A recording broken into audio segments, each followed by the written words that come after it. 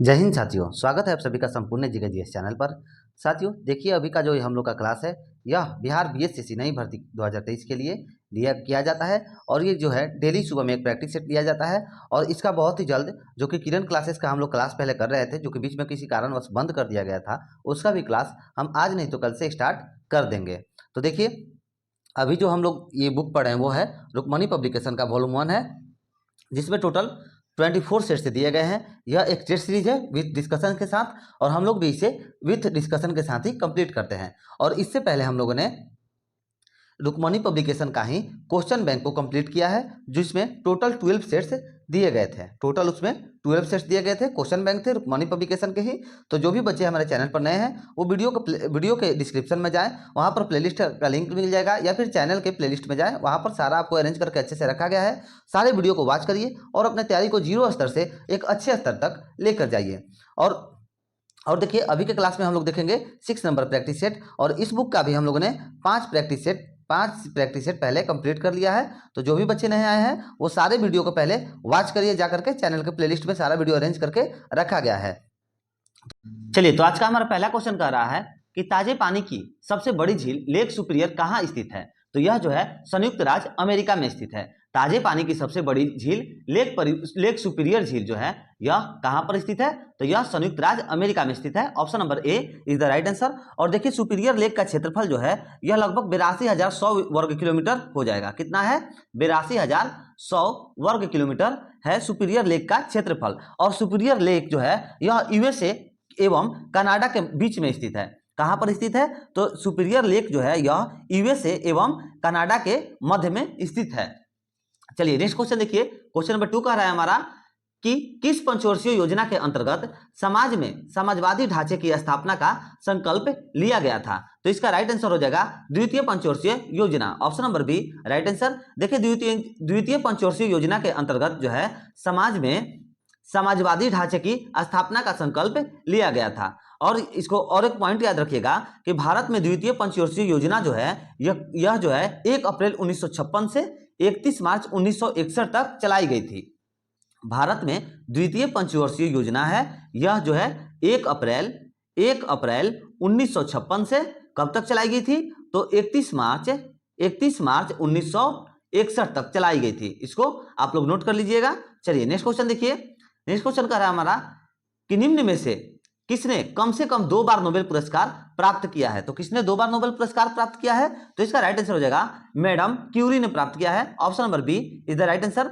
Madam Curie ने 2 बार Nobel पुरस्कार प्राप्त किया है, और इन्होंने पहली बार जो है 1903 में प्राप्त किया था। कब? 1903 में प्राप्त किया था, भौतिकी क्षेत्र के लिए प्राप्त किया था। ठीक है, भौतिकी के क्षेत्र में इन्हें प्राप्त हुआ था 1903 में पहली बार नोबेल पुरस्कार मिला था। और दूसरी बार कब मिला था?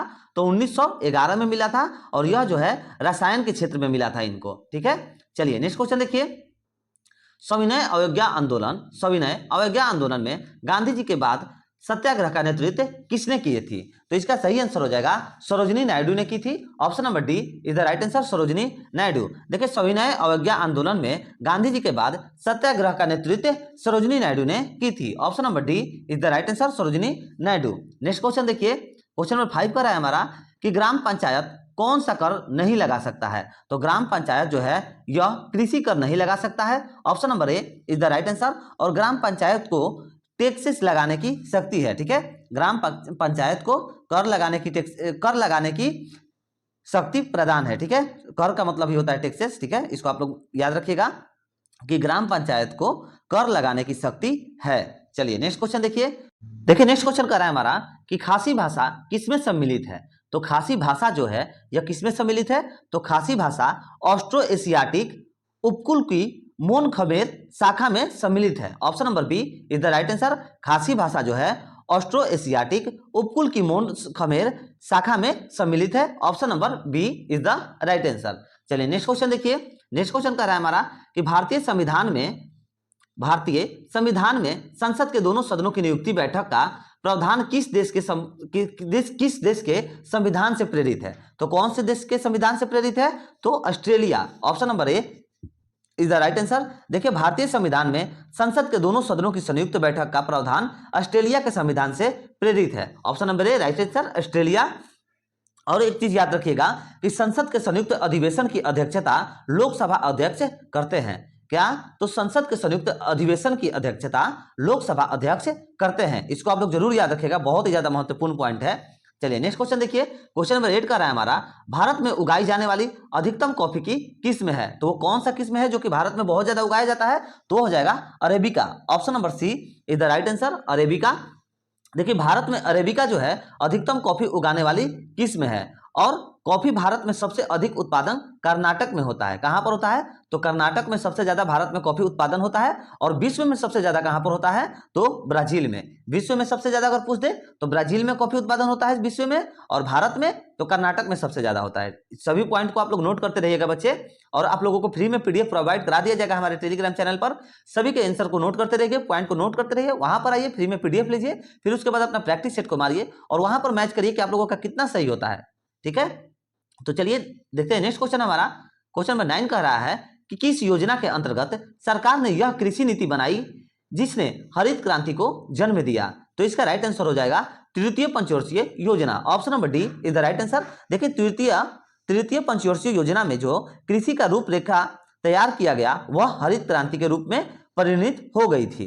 और हरित क्रांति का जो है भारत में शुरुआत 1966 से 67 ईस्वी से माना जाता है। कब से कब तक? तो हरित क्रांति का भारत में शुरुआत 1966-67 ईस्वी से माना जाता है।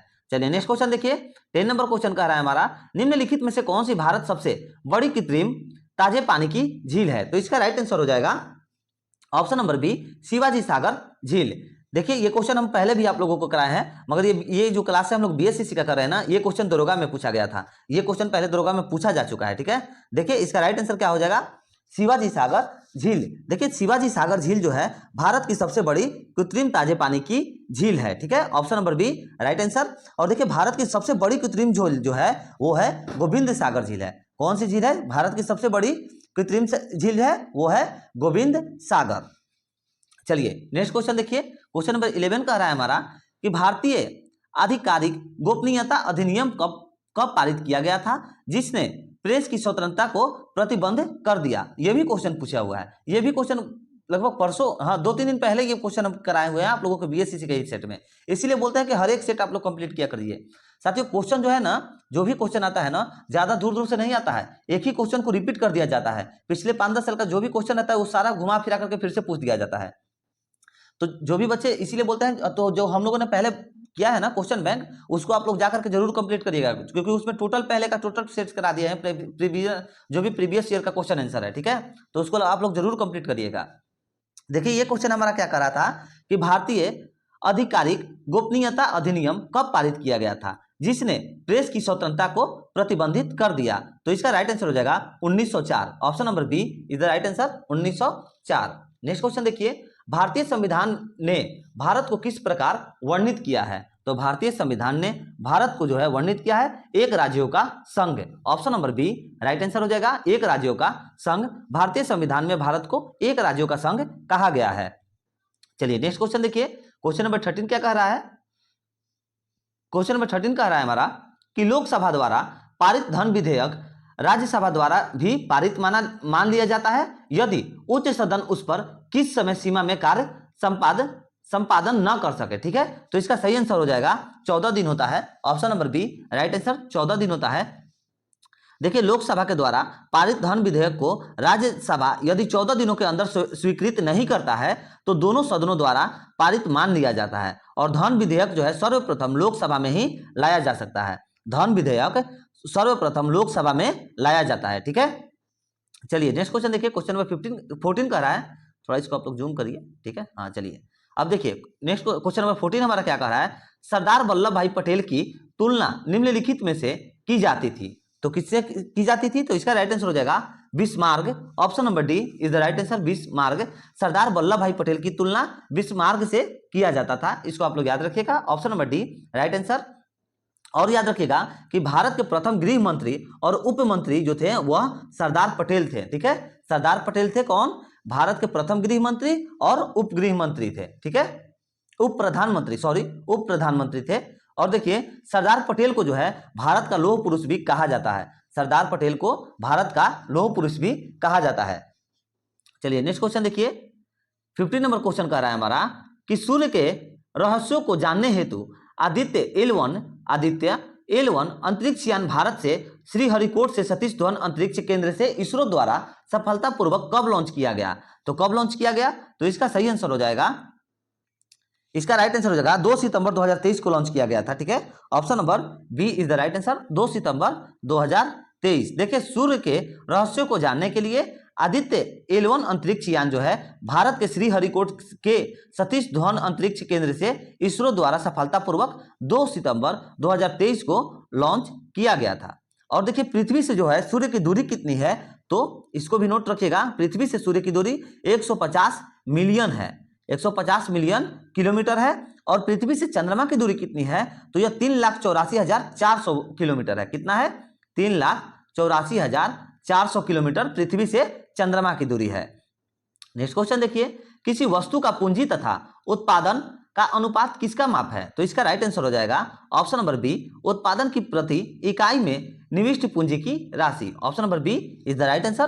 देखिए, किसी वस्तु का पूंजी तथा उत्पादन का अनुपात उत्पाद की प्रति इकाई में निविष्ट पूंजी की राशि का माप होता है। चलिए नेक्स्ट क्वेश्चन देखिए, नेक्स्ट क्वेश्चन कर रहा है हमारा क्वेश्चन नंबर 17 कि मौलिक अधिकारों को लागू करने के लिए रिट जारी की जाती है। तो इसका सही आंसर हो जाएगा उच्चतम न्यायालय के द्वारा की जाती है। मौलिक अधिकारों को लागू करने के लिए उच्चतम न्यायालय के द्वारा रिट जारी किया जाता है। Option number C right answer.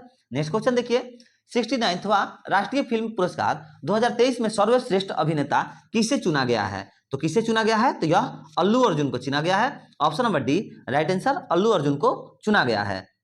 Next question देखिए, क्वेश्चन नंबर 19 का रहा है हमारा कि गांधी इन चंपारण पुस्तक के लेखक कौन है? तो गांधी इन चंपारण पुस्तक के लेखक कौन है? तो वो थे दीनानाथ गोपाल तेंदुलकर हैं। Option number B is the right answer, Dinanath Gopal Tendulkar Gandhi in Champaran पुस्तक के लेखक हैं। और देखिए, चंपारण का जो किसान सत्याग्रह अप्रैल 1917 में प्रारंभ हुआ था। ठीक है, चंपारण का जो है किसान सत्याग्रह अप्रैल 1917 में, कब? अप्रैल 1917 में प्रारंभ हुआ था। नेक्स्ट क्वेश्चन देखिए, निम्नलिखित देशों में किस देश में तकला नामक मरुस्थल स्थित है? तो किस देश में यह स्थित है? तो इसका सही आंसर हो जाएगा चीन में स्थित है। Option number B right answer, तकला नामक मरुस्थल चीन के सिकियांग प्रांत में स्थित है। और गोबी मरुस्थल होता है जो वह मंगोलिया में स्थित है। ठीक है, मंगोलिया में स्थित है। देखिए यहाँ पर मंगोलिया दिया गया है ना, यहाँ पर गोबी मरुस्थल स्थित है। और गोबी मरुस्थल जो है एशिया का सबसे बड़ा मरुस्थल है, आप लोग ये भी याद रखिएगा, गोबी मरुस्थल एशिया का सबसे बड़ा मरुस्थल है।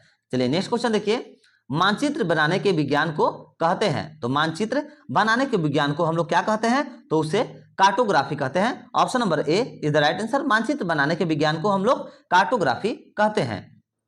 साथियों, अगर आप लोग को वीडियो पसंद आ रहा है तो प्लीज वीडियो को लाइक करिए, शेयर करिए अपने दोस्तों मित्रों के पास। थोड़ा सा हमें भी सपोर्ट करिए, जिस तरह से आप लोगों के लिए हम कोशिश करते हैं उस तरह से हमें भी थोड़ा सा साथियों आप लोग सपोर्ट करिए। और वीडियो पर कमेंट करिए, जो भी कमी रहता है हम उसको नेक्स्ट वीडियो में जरूर उसको पूरा करके और आप लोगों के लिए एक और अच्छा प्रोवाइड वीडियो बनाएंगे।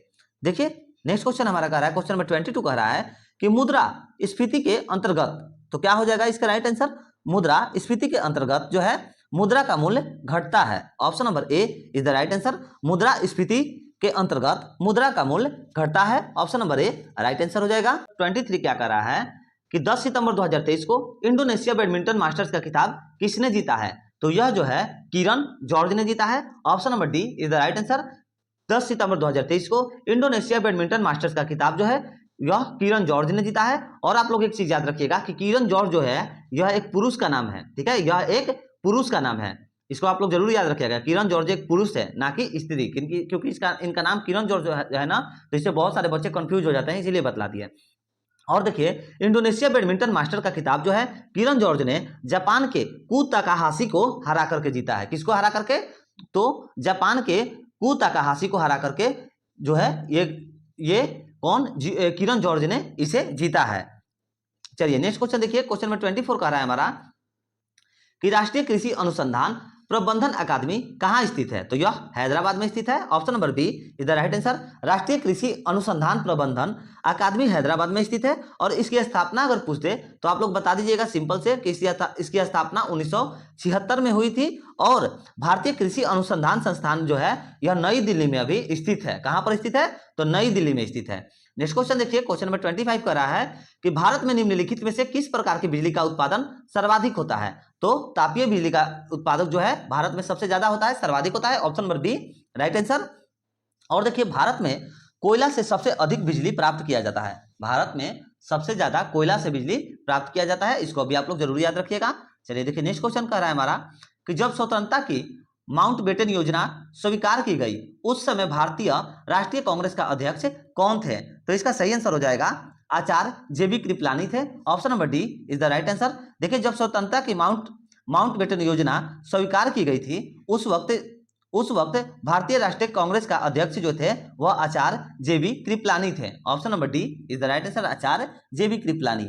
नेक्स्ट क्वेश्चन कह रहा है हमारा कि लोकसभा का चुनाव लड़ने के लिए प्रत्याशी की न्यूनतम आयु कितनी होनी चाहिए? तो यह जो है न्यूनतम आयु पूछ रहा है ना कि कितनी होनी चाहिए, तो इसका सही आंसर हो जाएगा 25 वर्ष होनी चाहिए। Option number C is the right answer. Lok Sabha का चुनाव लड़ने के लिए न्यूनतम आयु 25 वर्ष होनी चाहिए। और राज्यसभा और विधानसभा के चुनाव लड़ने के लिए न्यूनतम आयु कितनी चाहिए? तो उसके लिए 30 वर्ष चाहिए।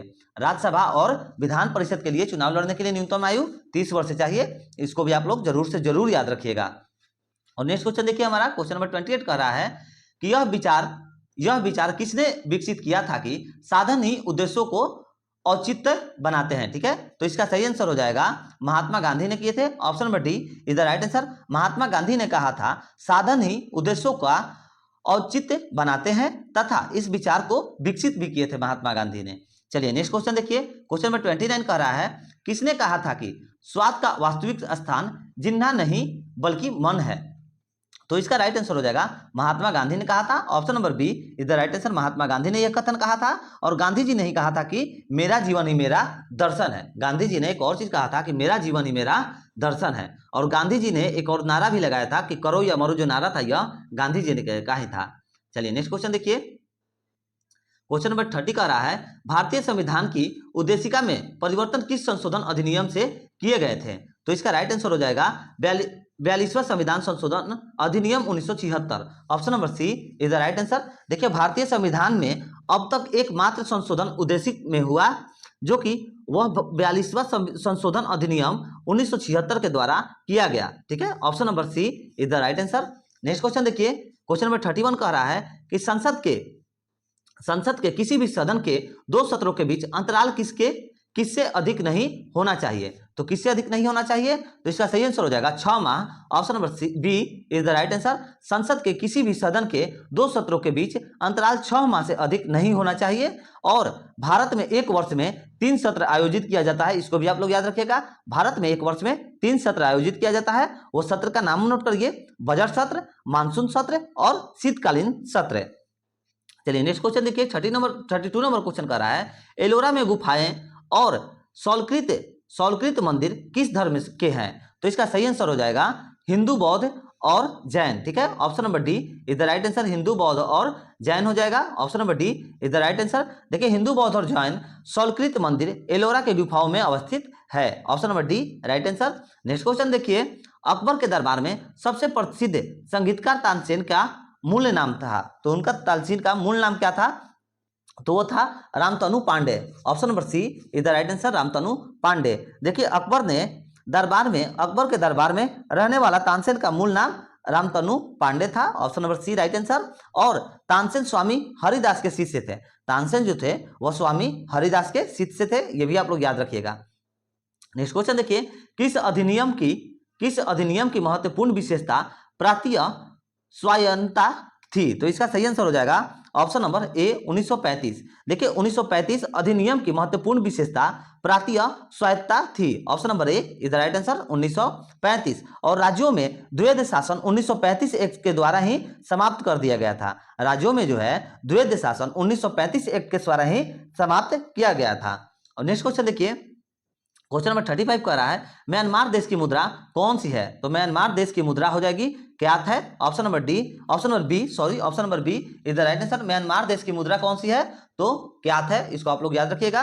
नेक्स्ट क्वेश्चन देखिए, क्वेश्चन नंबर 36 कर रहा है हमारा कि 1857 के विद्रोह के दौरान भारत का गवर्नर जनरल कौन था? तो 1857 के विद्रोह के दौरान भारत का गवर्नर जनरल था, वो कौन था? तो वो था Lord Canning. Option number B right answer, Lord Canning था। और लॉर्ड केनिन जो था भारत के प्रथम वायसराय भी था। लॉर्ड केनिन कौन था? तो भारत का प्रथम वायसराय भी लॉर्ड केनिन ही था। चलिए नेक्स्ट क्वेश्चन देखिए, क्वेश्चन नंबर 37 कह रहा है साथियों, अगर आप लोगों को वीडियो पसंद आए तो प्लीज वीडियो को लाइक करिए, शेयर करिए और चैनल को सब्सक्राइब करिए। ऐसे ही डेली प्रैक्टिस सेट करने के लिए बिहार दरोगा का भी तैयारी कराया जाता है, तो आप लोग जरूर इसको सब्सक्राइब करिए। नेक्स्ट क्वेश्चन देखिए, 37 नंबर क्वेश्चन कर रहा है महात्मा बुद्ध किस वंश से संबंधित थे? तो महात्मा बुद्ध जो है यह शाक्य वंश से संबंधित थे। Option number C right answer, Mahatma Buddha Shakya वंश से संबंधित थे। नेक्स्ट क्वेश्चन देखिए, क्वेश्चन नंबर 38 कर रहा है निम्नलिखित में से किसको सूर्य की ऊर्ध्वाधर किरणें कभी भी नहीं मिलेगी? ठीक है, तो इसका सही आंसर हो जाएगा ऑप्शन नंबर कौन सा होगा? श्रीनगर हो जाएगा। Option number D is the right answer, Srinagar. देखिए श्रीनगर को जो है सूर्य की ऊर्ध्वाधर किरणें जो है कभी भी नहीं मिलेगी। ठीक है, श्रीनगर को सूर्य की ऊर्ध्वाधर किरणें कभी भी नहीं मिलेंगी, इसको याद रखिएगा। श्रीनगर को सूर्य की ऊर्ध्वाधर किरणें कभी भी नहीं मिलेंगी। चलिए नेक्स्ट क्वेश्चन देखिए, क्वेश्चन नंबर 39 कह रहा है हमारा कि भारत की जनसंख्या में ऋणात्मक वृद्धि दर किस दशक में दर्ज की गई थी? तो इसका सही आंसर हो जाएगा 1911-21। Option number B right answer, Bharat की जनसंख्या में ऋणात्मक वृद्धि दर जो है 1911-21 की दशक में दर्ज की गई। और भारत में जनगणना 1872 ईस्वी में सर्वप्रथम लॉर्ड मेयो के द्वारा हुआ था। ठीक है, किसके द्वारा? लॉर्ड मेयो के द्वारा, मेयो के समय में हुआ था। ठीक है, लॉर्ड मेयो के समय में हुआ था भारत में जनगणना 1872 ईस्वी में प्रथम बार। और चलिए यहाँ पर लिख भी देते हैं, 1872 ईस्वी में प्रथम बार हुआ था, लॉर्ड मेयो के समय में हुआ था। और देखिए नियमित तरह से जनगणना जो है 1881 में हुआ था, इसको भी आप लोग याद रखिएगा। नियमित तरह से जनगणना कब हुई थी? तो 1881 में हुई थी। और उस वक्त के जो है लॉर्ड रिपन के समय में प्रारंभ हुआ था। उस वक्त लॉर्ड रिपन के समय में प्रारंभ हुआ था। दोनों में फर्क है, आप लोग दोनों को इसको नोट रखिएगा। नेक्स्ट क्वेश्चन कर रहा है हमारा निम्नलिखित में से कौन सा संसाधन अजैव और नवीकरणीय है? तो इसका सही आंसर हो जाएगा ऑप्शन नंबर सी जल संसाधन अजैव और नवकरणीय है। और भारत में ऊर्जा का मुख्य स्रोत तापीय ऊर्जा है, इसको भी आप लोग याद रखिएगा। भारत में ऊर्जा का मुख्य स्रोत कौन सा है? तो तापीय ऊर्जा है। और पृथ्वी पर ऊर्जा का मुख्य स्रोत सूर्य है, इसको भी याद रखिएगा। पृथ्वी पर ऊर्जा का मुख्य स्रोत है वो सूर्य है। चलिए नेक्स्ट क्वेश्चन देखिए, क्वेश्चन नंबर 41 निम्नलिखित में से कौन सा नगर राष्ट्रीय राजधानी क्षेत्र में नहीं आता है? तो इसका राइट आंसर हो जाएगा मथुरा नहीं आता है। Option number D right answer. देखिए राष्ट्रीय राजधानी क्षेत्र में पानीपत, खुर्जा और रोहतक आते हैं। ठीक है, ये तीनों जो है यह तीनों आते हैं और मथुरा जो है यह नहीं आता है। Option number D right answer, Mathura. Next question देखिए, भारत की किस नदी को वृद्ध गंगा कहा जाता है? तो इसका राइट आंसर हो जाएगा गोदावरी को कहा जाता है। Option number B right answer, Godavari को कहा जाता है। गोदावरी नदी को वृत्त गंगा कहा जाता है। और दक्षिण भारत की गंगा जो है कावेरी नदी को कहा जाता है। दक्षिण भारत की गंगा कावेरी नदी को कहा जाता है। और भारत की सबसे बड़ी नदी जो है कौन है? तो वो गंगा नदी ही है, जो कि भारत में बहती है। और गंगा नदी जो है गंगोत्री ग्लेशियर से निकलती है, इसको भी आप लोग याद रखिएगा। गंगा नदी गंगोत्री ग्लेशियर से निकलती है। चलिए नेक्स्ट क्वेश्चन देखिए, क्वेश्चन नंबर 43 का रहा है हमारा। 43 नंबर क्वेश्चन कर रहा है तंजानिया की राजधानी है। तो तंजानिया की राजधानी है वो है Dodoma. Option number D right answer, Tanzania की राजधानी डोडोमा है। और केन्या की राजधानी नैरोबी है। नैरोबी जो है यह केन्या की राजधानी है। और युगांडा की राजधानी है कंपाला। और लास्ट में हमारा बचा है लुसाका, तो यह जो है जाम्बिया की राजधानी लुसाका है। सभी को आप लोग नोट करते रहिएगा, याद करते रहिएगा बच्चे। चलिए क्वेश्चन नंबर 44 कह रहा है अंडमान द्वीप समूह और निकोबार द्वीप समूह निम्नलिखित में से किसके द्वारा एक दूसरे से अलग किए गए हैं? तो इसका सही आंसर हो जाएगा 10 डिग्री चैनल के द्वारा। Option number A right answer. देखिए अंडमान द्वीप समूह और निकोबार द्वीप समूह जो है 10 डिग्री चैनल से एक दूसरे से अलग हैं। और बंगाल की खाड़ी में अंडमान निकोबार द्वीप समूह अवस्थित है, इसको भी याद रखिएगा। बंगाल की खाड़ी में अंडमान निकोबार द्वीप जो है यह अवस्थित है। चलिए नेक्स्ट क्वेश्चन देखिए, क्वेश्चन नंबर 45 कह रहा है हमारा कि बेगोटा निम्नलिखित में से किस देश की राजधानी है? तो बेगोटा जो है यह कोलंबिया देश की राजधानी है। Option number A right answer Colombia. Next question है हमारा आतंकवाद से पीड़ितों का अंतर्राष्ट्रीय दिवस हर साल किस तिथि को मनाया जाता है? तो यह हो जाएगा 21 अगस्त को मनाया जाता है। Option number C is the right answer. आतंकवाद से पीड़ितों का अंतर्राष्ट्रीय दिवस हर साल 21 अगस्त को मनाया जाता है और आतंकवाद से पीड़ितों को याद और श्रद्धांजलि का अंतर्राष्ट्रीय दिवस संयुक्त राष्ट्र महासभा द्वारा 20 सितंबर 2017 से स्थापित किया गया था। कब से इसे स्थापित किया गया था? 20 दिसंबर 2017 से इसे स्थापित किया गया था। किसके द्वारा? तो संयुक्त राष्ट्र महासभा के द्वारा। चलिए नेक्स्ट क्वेश्चन देखिए, क्वेश्चन नंबर 47 कह रहा है हमारा कि डांस लीगेसी ऑफ पाटलिपुत्र पुस्तक के लेखक हैं, तो कौन है? तो इसका सही आंसर हो जाएगा सोना नारायण है। Option number A is the right answer. Dance legacy of Pataliputra पुस्तक के लेखक सोना नारायण है। Option number A right answer. Next question देखिए, मई 2003 में बिहार सरकार द्वारा लॉन्च मिशन परिवर्तन का संबंध किससे है? तो इसका संबंध जो है यह है स्वास्थ्य सुधार से है। Option number B right answer. मई 2023 में बिहार सरकार के द्वारा लॉन्च मिशन परिवर्तन का संबंध जो है स्वास्थ्य सुधार से है। Option number B is the right answer, स्वास्थ्य सुधार। नेक्स्ट क्वेश्चन देखिए, पंचायती राज सम्मिलित किया गया है, तो पंचायती राज जो है यह सम्मिलित किया गया है, तो इसका सही आंसर हो जाएगा राज्य सूची में सम्मिलित किया गया है। Option number B right answer. पंचायती राज जो है राज्य सूची में सम्मिलित किया गया है। Option number B right answer. चलिए नेक्स्ट क्वेश्चन देखिए, किसकी जन्म दिवस को राष्ट्रीय शिक्षा दिवस के रूप में मनाया जाता है? तो किसके जन्म दिवस पर मनाया जाता है? तो इसका राइट आंसर हो जाएगा Maulana Abdul Kalam Azad. Option number C right answer. देखिए राष्ट्रीय शिक्षा दिवस जो है मौलाना अब्दुल कलाम आजाद के जन्मदिन पर मनाया जाता है और मौलाना अब्दुल कलाम का जन्मदिन जो है 11 नवंबर 1818 ईस्वी में को मक्का में हुआ था। कब? 11 नवंबर 1888 ईस्वी को मौलाना अब्दुल कलाम का जन्म जो है मक्का में हुआ था और मौलाना अब्दुल कलाम आजाद स्वतंत्र भारत के प्रथम शिक्षा मंत्री बने थे। ठीक है, मौलाना अब्दुल कलाम आजाद स्वतंत्र भारत के प्रथम शिक्षा मंत्री थे, इसको भी आप लोग नोट रखिएगा। चलिए नेक्स्ट क्वेश्चन देखिए, क्वेश्चन नंबर 51 कर रहा है हमारा कि पृथ्वी के वायुमंडल की कौन सी परत रेडियो तरंगों की पृथ्वी के पृष्ठ पर परिवर्तित करती है? तो इसका सही आंसर हो जाएगा ऑप्शन नंबर ए आयन। क्या हो जाएगा इसका? आयन मंडल हो जाएगा। Option number A is the right answer. देखिए आयन मंडल वायुमंडल की रेडियो तरंगों को पृथ्वी के पृष्ठ पर परावर्तित करती है। Option number A right answer. और आयन मंडल संचार मंडल के लिए आदर्श मंडल है। ठीक है, आयन मंडल जो है संचार मंडल के लिए आदर्श मंडल है, इसको भी आप लोग नोट करिए। और फ्री में प्रैक्टिस सेट आप लोग आइए टेलीग्राम पर, आप लोगों को फ्री में सारा पीडीएफ दे देंगे, वहां से आप लोग फिर से आप लोग सेट मारिए और आप लोग का रिवीजन हो जाएगा और आप लोग का पूरे अच्छे तरह से तैयारी भी हो जाएगा। चलिए नेक्स्ट क्वेश्चन देखिए, निम्नलिखित में से कौन सा युग्म सही सुमेलित नहीं है? तो कौन सा युग्म जो है वो सही सुमेलित नहीं है? तो इसका सही आंसर हो जाएगा PVC thermosetting. Option number B right answer. PVC जो है थर्मोसेटिंग यह सही सुमेलित नहीं है। Option number B right answer. और पीबीसी जो है थर्मोप्लास्टिक हो जाएगा। पीबीसी का क्या हो जाएगा? थर्मोप्लास्टिक हो जाएगा। यहां पर क्या दिया गया है? थर्मोसेटिंग दिया गया है ना, इसीलिए ये गलत है। चलिए नेक्स्ट क्वेश्चन देखिए, क्वेश्चन नंबर 53 कह रहा है कि विशिष्ट सापेक्षता सिद्धांत के अनुसार निम्नलिखित में से कौन सा सापेक्ष सही नहीं है?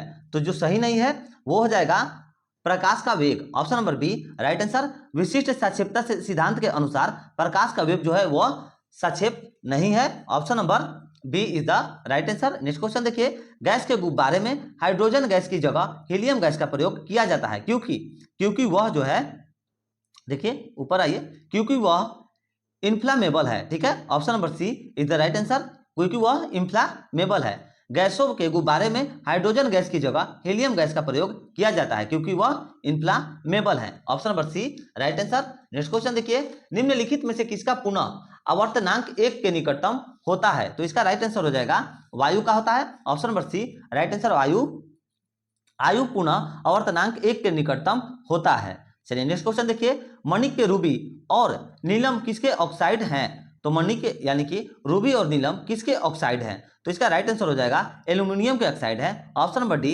Right answer. रूबी और नीलम जो है एल्यूमिनियम का ऑक्साइड है, इसको याद रखिएगा। नेक्स्ट क्वेश्चन देखिए, क्वेश्चन नंबर 57 का रहा है कि एक फोटो सेल में प्रकाश ऊर्जा को परिवर्तित किया जाता है। तो एक फोटो सेल में जो है प्रकाश ऊर्जा को परिवर्तित किया जाता है, तो इसका सही आंसर हो जाएगा विद्युत ऊर्जा में परिवर्तित किया जाता है। एक फोटो सेल में प्रकाश ऊर्जा विद्युत ऊर्जा में परिवर्तित हो जाता है, option number D right answer. Next question देखिए कि उष्टोकिन्निका, ठीक है, उष्टोकिन्निका मानव शरीर के किस भाग में स्थित होती है? तो यह जो है मानव शरीर के कान में स्थित होती है, option number D is the right answer.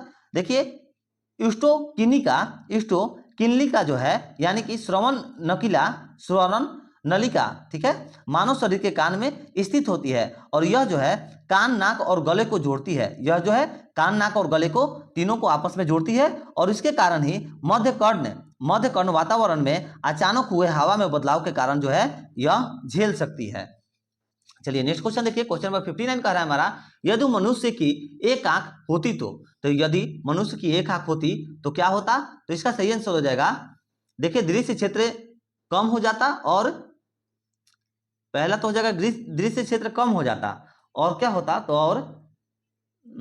और हो जाएगा आपका, हाँ सी भी सही आंसर हो जाएगा, त्रिमिया प्रतिबिंब दिखाई नहीं देता, ऑप्शन नंबर सी। बी और सी राइट आंसर हो जाएगा, option number D is the right answer. B और सी दोनों दिया गया, option number D is the right answer. चलिए नेक्स्ट क्वेश्चन देखिए, रुधिर स्कंदन में मदद करने वाला विटामिन है, तो रुधिर स्कंदन में मदद करने वाला विटामिन के है, option number D right answer. रुधिर स्कंदन में मदद करने वाला विटामिन के है और विटामिन के जो है रक्त के थक्का बनने में सहयोग करते हैं। विटामिन के रक्त के थक्का बनने में सहयोग करते हैं और विटामिन के वसा में घुलनशील है और इसका रासायनिक नाम जो है यह फिलोक्विनोन होता है, ठीक है। विटामिन के वसा का विटामिन के जो है यह घुलनशील है और इसका रासायनिक नाम क्या है? तो इसका रासायनिक नाम है फिलोक्विनोन है। इसका रासायनिक नाम विटामिन के का फिलोक्विनोन होगा, ऑप्शन नंबर डी इसका सही आंसर हो जाएगा, विटामिन के। चलिए नेक्स्ट क्वेश्चन देखिए, निम्नलिखित में से कौन सा सही मेल है? तो जो बताना है कि कौन सा सही मेल है, तो देखिए इसको पूरा ऑप्शन देखिए पहले, तो इसका राइट आंसर हो जाएगा हाइपोटेंशन दिल का दौरा, ठीक है, option number D is the right answer. यह जो है सही मेल है, हाइपोटेंशन दिल का दौरा, option number D right answer. Next question देखिए कि क्वेश्चन नंबर 62 कह रहा है हमारा कि आनीय ततापी प्रणालियों के लिए निम्नलिखित में से कौन सा सही है? अनियत ततापी प्रणालियों के लिए निम्नलिखित में से कौन सा सही है? तो इसका राइट आंसर हो जाएगा उसके शरीर का तापमान वायुमंडल के अनुसार बदलता रहता है, option number B right answer. देखिए अनियत ततापी प्राणियों के लिए उसके शरीर का तापमान वायुमंडल के अनुसार बदलता रहता है और मानव शरीर का तापमान जो है यह 36.9 डिग्री सेल्सियस होता है, ठीक है। मानव शरीर का तापमान जो है 36.9 डिग्री सेल्सियस होता है। चलिए नेक्स्ट क्वेश्चन देखिए, क्वेश्चन नंबर 63 कह रहा है कि एड्स वायरस का अनुवांशिक पदार्थ होता है। तो एड्स वायरस का जो है अनुवांशिक पदार्थ क्या होता है? तो इसका सही आंसर हो जाएगा एक सूची आरएनए होता है, option number A right answer. AIDS virus का अनुवांशिक पदार्थ एक सूची आरएनए होता है और एचआईवी वायरस एड्स के लिए ही जिम्मेवार है। एचआईवी वायरस जो है यह एड्स के लिए जिम्मेवार होता है। नेक्स्ट क्वेश्चन देखिए, चलिए नेक्स्ट क्वेश्चन कह रहा है हमारा कि विद्युत नियंत्रित विज्ञापन के साइन बोर्ड्स की विषय वस्तु की रात में पठनीयता सक्षम रखने के लिए उसमें निम्नलिखित में से किस गैस का प्रयोग किया जाता है? तो यह नियोन गैस का प्रयोग किया जाता है, option number D is the right answer. Neon gas का प्रयोग किया जाता है और देखिए नियोन गैस जो है, नियोन एक नोबेल गैस है। नियोन जो है यह एक नोबेल गैस है और जिसकी खोज किसने की थी? तो इसकी खोज विलियम रेमजे ने की थी। नियोन की खोज विलियम रेमजे ने की थी और कब की थी? तो 1895 को की थी। चलिए नेक्स्ट क्वेश्चन देखिए, खाद्य श्रृंखला में क्रमिक उच्च स्तरों पर किसी जीव विष यानी कि टॉक्सिन की सांद्रता कहलाती है। तो इसका सही आंसर हो जाएगा जैव आवर्धन, option number C is the right answer. जैव आवर्धन, option number C is the right answer. देखिए खाद्य श्रृंखला में क्रमिक उच्च स्तरों पर किसी जीव विष की सांद्रता जो है जैव आवर्धन कहलाती है, option number C right answer हो जाएगा। और नेक्स्ट क्वेश्चन देखिए, परमाणु फाइल का प्रयोग कहाँ होता है? तो परमाणु फाइल का जो प्रयोग होता है वह ताप नाभिकीय संलयन के प्रचलन में होता है। देखिए परमाणु फाइल का प्रयोग जो है ताप नाभिकीय संलयन के प्रचालन में होता है। Option number C is the right answer.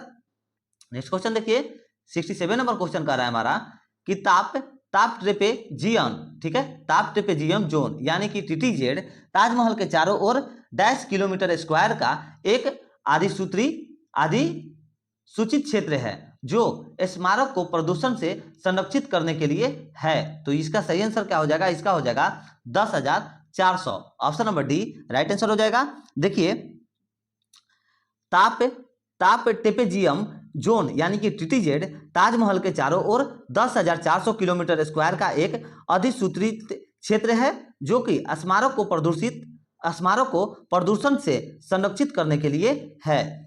चलिए नेक्स्ट क्वेश्चन देखिए, क्वेश्चन नंबर 68 कह रहा है हमारा कि जो पदार्थ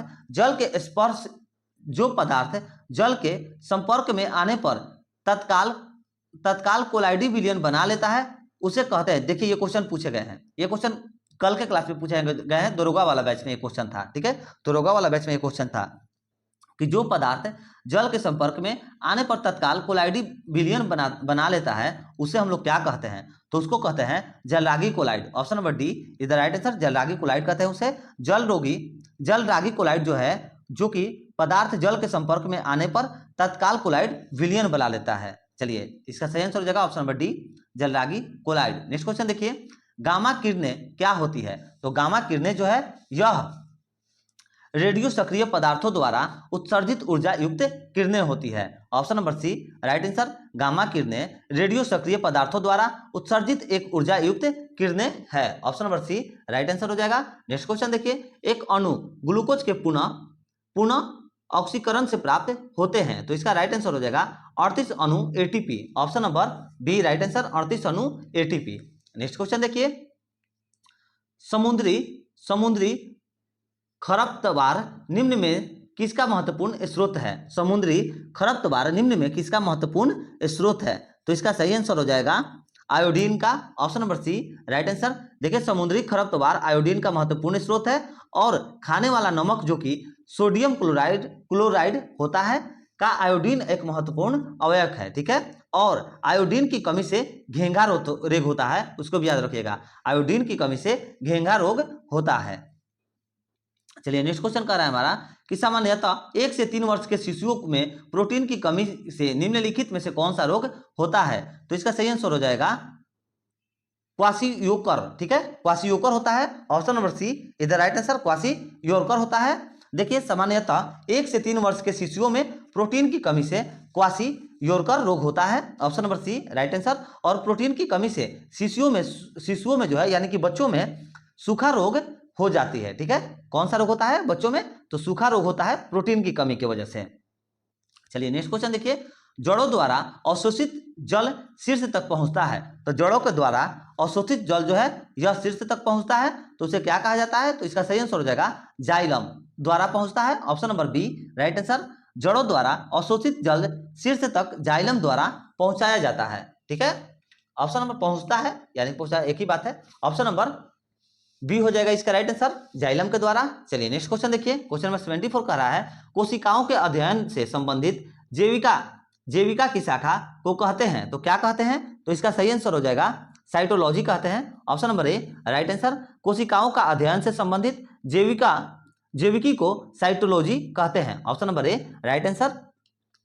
देखिए नेक्स्ट क्वेश्चन कह रहा है हमारा कि कार्बन डाइऑक्साइड जल में घुलकर कौन सा अम्ल बनाता है? तो यह कौन सा अम्ल बनाता है? तो यह हो जाएगा डाइहाइड्रोजन कार्बोनेट बनाता है। कौन सा अम्ल बनाता है? तो डाइहाइड्रोजन कार्बोनेट बनाता है। कार्बन डाइऑक्साइड जल में घुलकर जो है डाइहाइड्रोजन कार्बोनेट बनाता है यानी कि H2CO3 बनाता है। ऑप्शन नंबर बी इसका सही आंसर हो जाएगा। कार्बन डाइऑक्साइड जल में घुल करके डाइहाइड्रोजन कार्बोनेट बनाता है, H2CO3 बनाता है। तो साथियों यही था हमारा आज का प्रैक्टिस सेट नंबर 6 जो कि ऐसे ही डेली हम लोग डेली एक एक प्रैक्टिस सेट को कंप्लीट करते रहेंगे। एग्जाम आने तक आप लोगों को सारे प्रैक्टिस सेट ऐसे ही कंप्लीट करा दिए जाएंगे, एक भी बुक नहीं बचने देंगे, इतना आप लोग याद रखिएगा। सारे प्रैक्टिस सेट को आप लोगों को कंप्लीट करा दिया जाएंगे। और साथियों अगर आप लोगों को वीडियो अच्छा लगता है, पसंद आता है, आप लोगों के लिए अगर हेल्पफुल रहता है तो प्लीज वीडियो को लाइक करिए, अपने दोस्तों मित्रों के पास शेयर करिए, चैनल को चैनल को सब्सक्राइब तो जरूरी करिए, क्योंकि यहाँ पर बहुत ही जोरों शोरों से तैयारी कराई जा रही है और स्पेशल तैयारी कराई जा रही है सिर्फ बिहार में होने वाले सभी एग्जाम्स के लिए। ठीक है, तो चलिए मिलते हैं नेक्स्ट वीडियो में। जय हिंद, जय भारत।